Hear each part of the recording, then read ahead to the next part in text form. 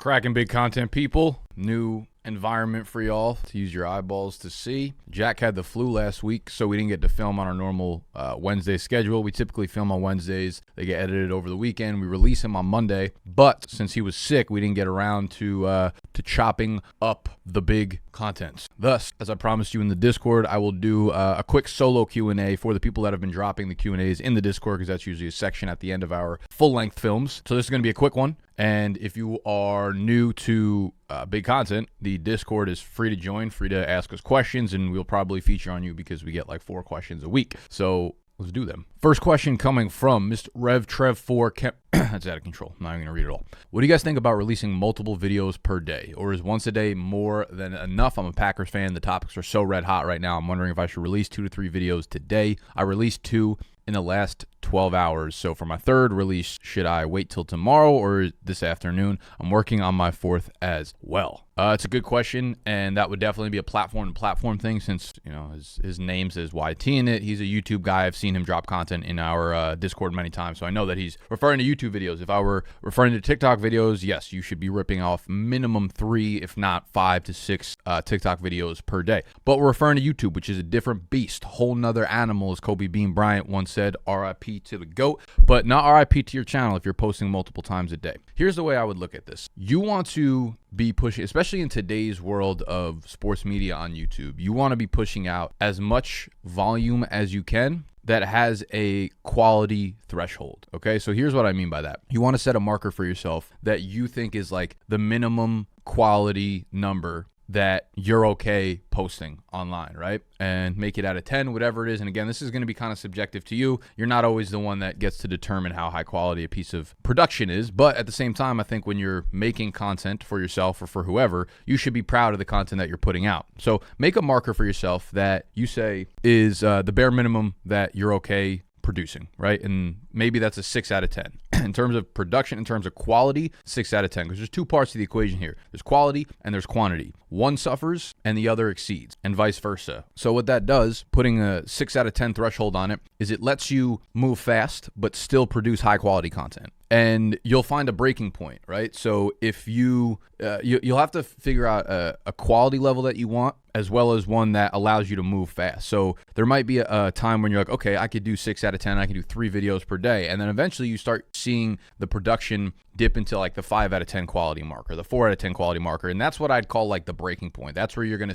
step back and be like, okay, my videos are now becoming shitty videos. Now I'm moving too fast to actually put out good quality content. And that's never the spot that you want to get to. The way YouTube is, especially in like the sports media right now, quantity is going to be huge, especially YouTube Shorts. You need to get a mixture involved with those two. So there are like very, very, very few people. I know everyone, I think a lot of people would like to be like, I'm going to put out 1 video a week that's extremely high quality and grow that way. And it's just as cool and as pretty and as fantastic and as fucking fairy tale like as that is, it's just not real life. It's just not how YouTube is going to work in sports media right now. So if you are really destined, or if you're really fucking trapped by the idea of needing to grow on YouTube, don't play the high quality game. Play the high enough quality with quantity game, right? There are very few dudes that can do something like that, right? I have a good friend, Brett Coleman. You may or may not know him. He's in the sports media game. He does one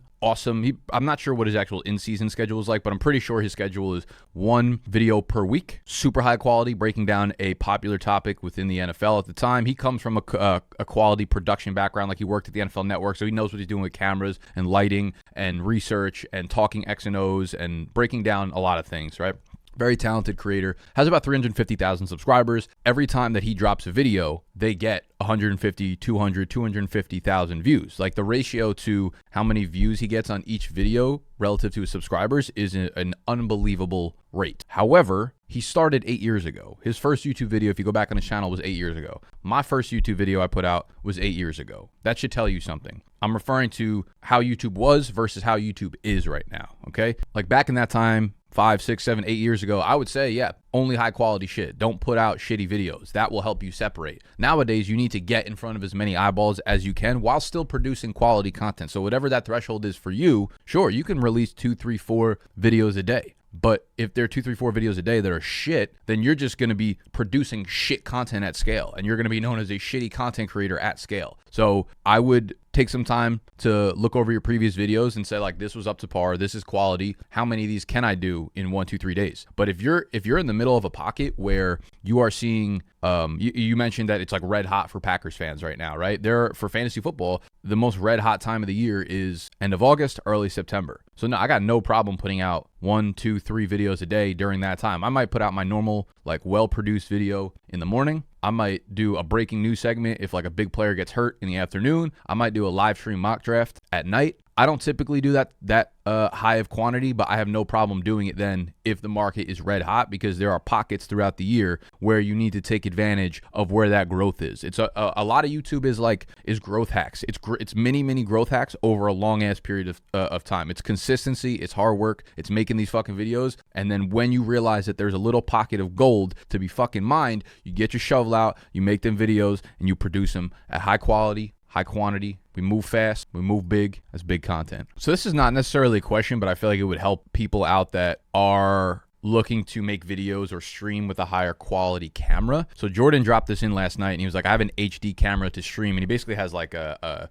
camcorder. Is that what they fucking call it? These things are like extinct at this point. But my stream quality is not as good as I think it should be. Can anyone help me out with settings or give advice on how to get high quality video? So he sent a picture of the camcorder, and then he said, I also have this, but I can't figure out how to get it to stream. So he has a real DSLR mirrorless camera there on the bottom. The Lumix is like a real camera. It's very similar to the one that I'm streaming on right now. And most people have tried to plug in cameras to their laptop or their computer, and it doesn't work because you cannot just simply plug one wire into the other wire. There are some very new cameras. The one I'm using actually is a Sony A7 IV, which is a very expensive camera, and it is a relatively very new camera to the ecosphere of fucking cameras. And you can actually plug a USB-C wire directly into there and then directly into my MacBook, which is also a new laptop. So the capabilities on both sides are very updated. But 99% of the cameras out there right now will not allow you to go straight wire to wire. What you need is a capture card, okay? And the most popular one out there, a capture card, is basically just a little piece of technology. It looks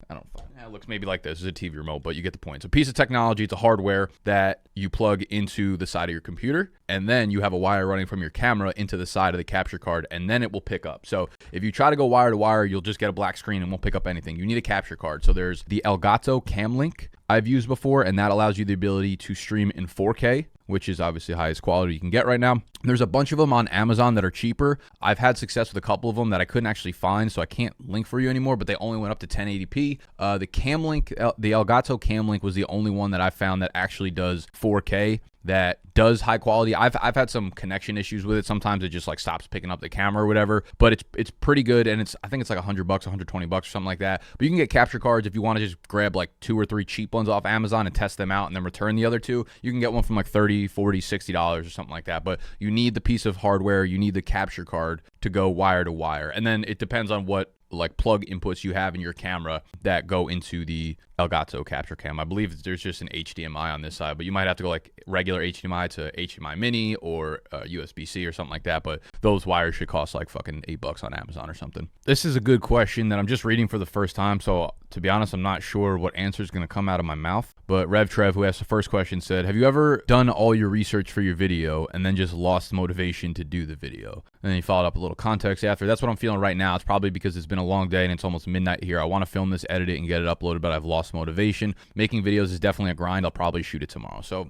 this is kind of like you're hitting a creative wall in a sense. And I think you pretty much answered your own question within that. You know, you said it's been a long day and it's almost midnight here. I want to film, edit it, whatever, but I've lost complete motivation. When you are starting like a side hustle, a passion, a creative, etc., you should be doing it out of pure passion, right? You should be doing it because you love every second of doing it, right? Like this video right now, I got to do a live stream for fantasy in like an hour that I haven't even really started prepping for, but I wanted to make this video for y'all. Like you should do it because your heart is really into it. When you hit a creative wall, what I found is over the 7 or 8 years that I've been a creator, there is, I would say like maybe twice a year where I hit a a very, very defined wall where I'm like, fuck, like I'm going through the motions right now. And every single time that happens, I've just needed to take a break, whether it's 2 days, a weekend, a week, whether I travel for the entire month of January and then I come back ready to go for the next fucking year. If it's something that I'm passionate about, all I need is just a little bit of a break. The fact that you're up past midnight, don't get this confused with like laziness. Do not let this be an excuse for you putting things off consistently now because Nick said that a break is good. A break is good when you need a break, and you very, very fucking clearly need a break. That's the one thing I would say, like, don't judge yourself. That's a really hard thing to get over in the beginning because you see everybody else like grinding, you see everybody else having success, whether they're working harder than you or not. You cannot compare yourself to other people, and you cannot judge yourself for needing a break. It happens, it's human. You are hitting a little bit of wall, and the problem with this is if you continue to hit these walls and you continue to push them, your brain will start associating what you're doing with your passion as something that you no longer enjoy. You're going to burn yourself out, and then you're going to need a much longer break when you do that. So when you need the breaks, take them. Get a good night's sleep. If you need a mental health day, take 2 instead of 1, and you'll come back really refreshed at the end of it, okay? So my suggestion to you would be there's a fine difference between patience and laziness. Know the difference. Know when you need a break. Very clearly, you need a break at that point. If it's midnight and you want to go to bed. Sleep. Don't judge yourself for wanting to fucking go to bed, and you can make the video the next day if you need to, all right? If it's something that it needs to be done, if there is a timeline, if there is a clear deadline for what you need to do, if this is your full-time job and it's your boss saying you need the video by tomorrow, yeah, do that shit. But if it's not, don't kill yourself over it, okay? It'll get done tomorrow, but make sure it gets done. All right, that's the thing. Because you wanted to push it off for one night does not mean you push it off for forever. You made a promise to yourself to make the video, so make it. We're going to win state, but not tonight. The Real Jim Shady asks, is entertainment more important than actual content? Well, one, entertainment is actual content, but when you're starting, and I know you are because a lot of the questions were based on like getting going and whatever, getting into the content world. When you're starting, you have a million questions kind of swirling all over the place and you're not really sure what direction to go in. My guideline for you would be like, understand what is your ultimate goal? What's your ultimate goal with the content that you want to create? Is it purely just to entertain people because you feel good making other people feel good? Is it to eventually turn it into a business? Is it to just build a platform so that you can do whatever you want down there? Like, you got to be very honest and transparent with yourself what you want to do. And then that way you're going in that direction when you make content, right? Like those things, any of your goals that you set out when you want to do content are so fucking far away from the start. Any of those things, I want to build a business, I want to go full time, I want to, build a following of 1 million people. If you're starting here, those things are like fucking 6 floors above where I'm sitting right now. So the important part to know is you're not getting there anytime soon, but you will take yourself in a very, very outward direction if you don't know from the start. Because if you're trying to go over there and you start going fast, but in that direction, you're going to end up in the wrong fucking spot. So is entertainment more important than the actual content? The answer is, for the most part, absolutely not. The quality of content needs to be like the baseline threshold for creators. If you're not creating quality content that is giving value in the form of teaching people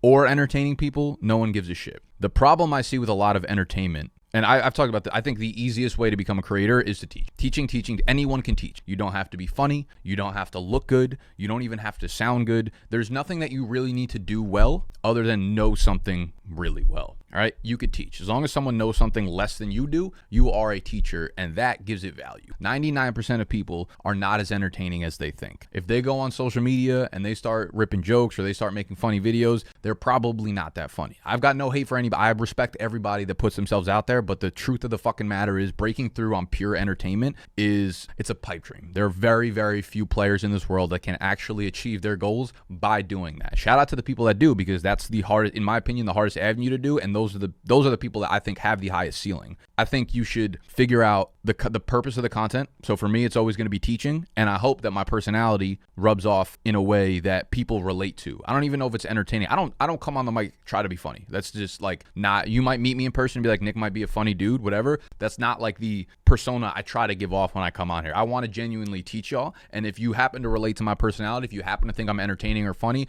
that's amazing, because you will like me that much more. But I'm not trying to be entertaining, because because then you're trying to be something that you are not. And that typically also, kind of going back to the last question, leads to burnout eventually. Okay. So be who you are. Are you a good teacher? Are you fucking funny? Maybe you are. Jim Shade, you might be the funniest motherfucker I've ever met in my life. So I don't want to deter you from going down that route, but I just want to let you know what I've seen. And most people who think they're entertaining are not. So do not hang on that crutch. If you are, here's what I'll leave you with. If you are entertaining, it will show through your content, through your personality, while you're actually giving value. All right. So though everything in the content game plays itself out long term. If you got bad intentions, you will end up as a bad player in the game. If you have good intentions, people will see your heart over the long run. If you are smart and you are intellectual and you are business savvy, you will end up building a business. If you are a patient person, you will probably have success. If you are impatient, you will do a lot of sporadic things that lead you down a negative path in this game. If you are a funny motherfucker, teach people and you will be funny while you're doing it, and people will fall in love with you that way. So I think you're asking from a standpoint of like fantasy football, because we're in a very niche world where you're asking, you know, because people get things wrong all the time. It's like being a fucking weatherman at this point. No one really cares whether or not you were right, because you could just be like, oh, you know, it's not really our fault. We don't have the technology to predict these kind of things. This is a very defined niche that does not relate to a lot of other niches where you can just be outright wrong on fucking everything and no one cares. But the people that do gain traction, even when they're wrong, still have very high quality content. I would hope that when people watch my videos, they're still like, even if they're like, Nick's wrong on everything, I still enjoy his videos. His videos are still high quality. They're still enjoying,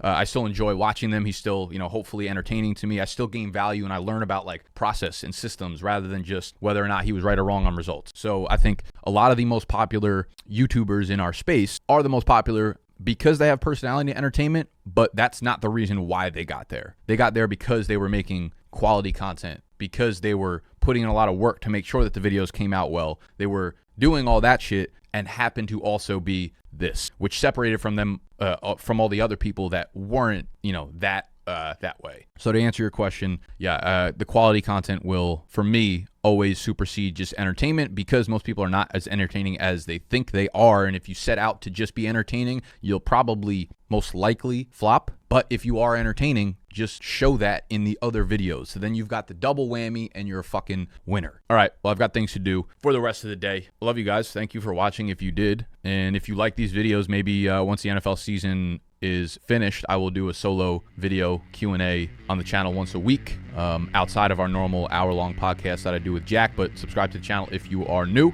and join the Discord if you'd like. Love you.